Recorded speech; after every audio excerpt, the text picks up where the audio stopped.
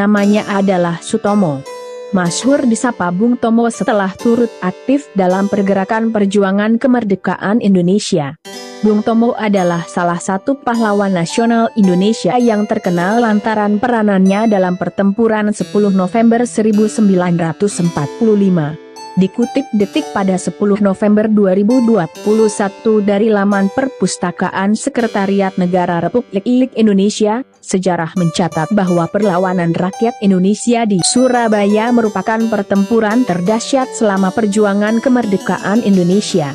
Maka dari itu pertempuran yang terjadi pada 10 November 1945 diabadikan menjadi Hari Pahlawan.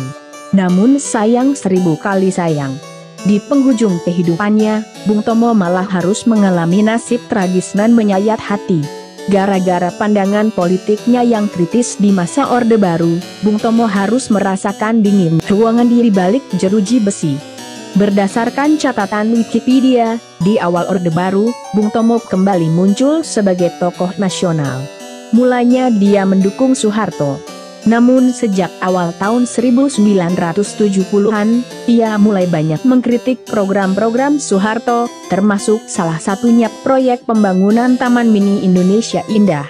Akibatnya pada 11 April 1978, Bung Tomo ditangkap dan dipenjara selama setahun atas tuduhan melakukan aksi subversif.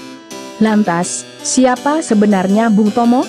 Ternyata, salah satu pahlawan nasional yang satu ini bukanlah orang sembarangan, dan Anda bakal tercengang setelah mengetahui sejumlah fakta tentangnya ini. Dirangkum dari berbagai sumber, simak ulasannya berikut ini.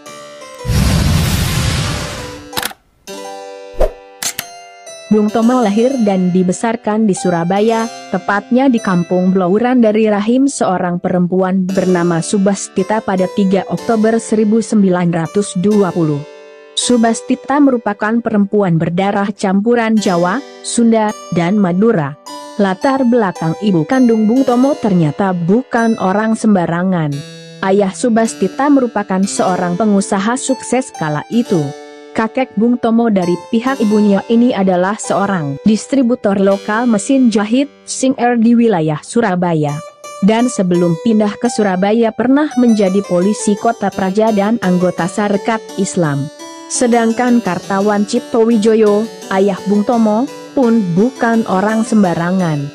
Dia adalah priayi golongan menengah yang pernah bekerja sebagai pegawai pemerintah, staf perusahaan swasta, asisten kantor pajak, hingga pegawai perusahaan ekspor-impor Belanda. Bahkan, dari pengakuan ayahnya, keluarga Bung Tomo dari garis ayahnya ini dipercaya punya pertalian darah dengan beberapa pengikut dekat Pangeran Diponegoro. Maka, tak heran bila darah pejuang mengalir deras di dalam diri Bung Tomo.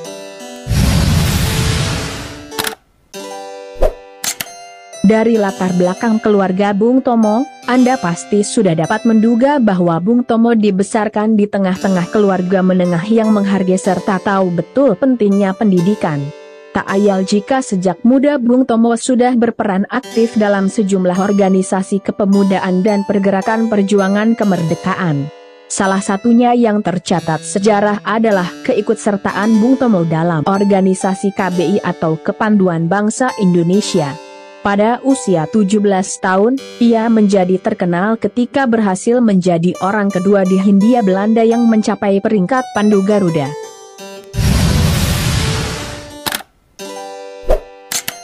Pada Oktober hingga November 1945, Bung Tomo menjadi salah satu tokoh pemimpin yang sangat penting. Hal ini karena Bung Tomo berhasil menggerakkan dan membangkitkan semangat rakyat Surabaya, di mana waktu itu Surabaya diserang habis-habisan oleh pasukan Inggris yang mendarat untuk melucuti senjata tentara pendudukan Jepang dan membebaskan tawanan Eropa. Pertempuran di Surabaya, 10 November 1945. Bung Tomo tampil sebagai orator ulung di depan corong radio, membakar semangat rakyat untuk berjuang melawan tentara Inggris dan nikah Belanda.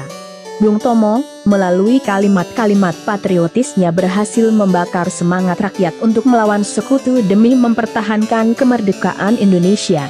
Agaknya, keterampilan berbahasa secara efektif dalam membakar semangat juang arek-arek Surabaya guna mengusir penjajah bukanlah hal yang terlampau sulit bagi Bung Tomo. Pasalnya, jauh sebelum Indonesia meraih kemerdekaan pada 17 Agustus 1945, Bung Tomo adalah seorang wartawan yang piawai. Pada tahun 1937, Bung Tomo sudah bergabung dengan Harian Suara Umum di Surabaya. Saat itu Bung Tomo memilih menjadi wartawan lepas di surat kabar yang berkantor di Surabaya tersebut. 2 tahun kemudian, masih Surabaya, Bung Tomo juga sempat menjadi redaktur mingguan Pembela Rakyat. Lalu, ketika pendudukan tentara Jepang, Bung Tomo juga sempat bekerja di Domei, sebuah kantor berita tentara pendudukan Jepang, untuk seluruh Jawa Timur di Surabaya pada tahun 1942 sampai 1945. Dan setelahnya, Bung Tomo dipercaya untuk menjadi pemimpin redaksi kantor berita Antara.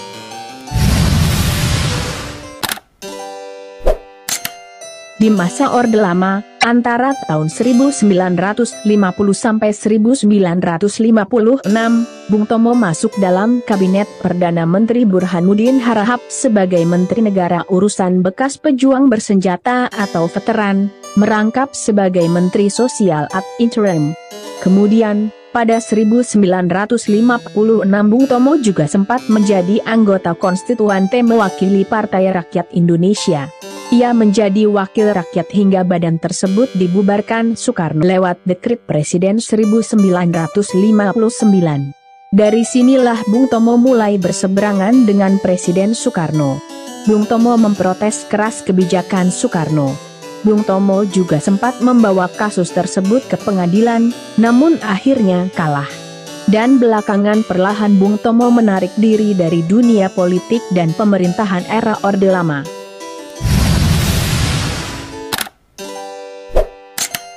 Pasca Orde Baru lahir, seperti telah disebutkan sebelumnya, Bung Tomo kembali muncul sebagai tokoh nasional dan sempat pula mendukung penguasa Orde Baru kala itu. Namun, sikapnya yang kritis kembali memaksanya untuk sekali lagi berseberangan dengan penguasa. Hingga akhirnya Bung Tomo dituduh subversif dan dijebloskan ke dalam penjara selama lebih kurang setahun lamanya. Sekeluarnya dari penjara, Bung Tomo kembali menarik diri dari dunia perpolitikan tanah air dan terkesan lebih mengonsentrasikan dirinya untuk lebih mendekatkan diri kepada Sang Pencipta. Hingga akhirnya Bung Tomo meninggal dunia pada 7 Oktober 1981 di Padang Arafah manakala tengah menunaikan ibadah haji. Berbeda dengan tradisi memakamkan jemaah haji yang meninggal di Tanah Suci, jenazah Bung Tomo dibawa pulang ke tanah air. Sesuai wasiatnya, Bung Tomo tidak dimakamkan di Taman Makam Pahlawan, melainkan di tempat pemakaman umum Ngagel Surabaya. Selamat jalan Bung Tomo. Semoga husnul khatimah.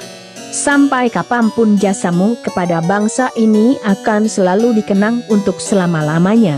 Semoga ada hikmah serta pelajaran berharga yang dapat kita petik dari video kali ini. Sampai jumpa lagi di video menarik lainnya dari kanal ini. Jangan lewatkan juga video terbaru dari kanal Yuda Putra Kusuma. Salam sejahtera selalu buat Anda sekalian. Terima kasih.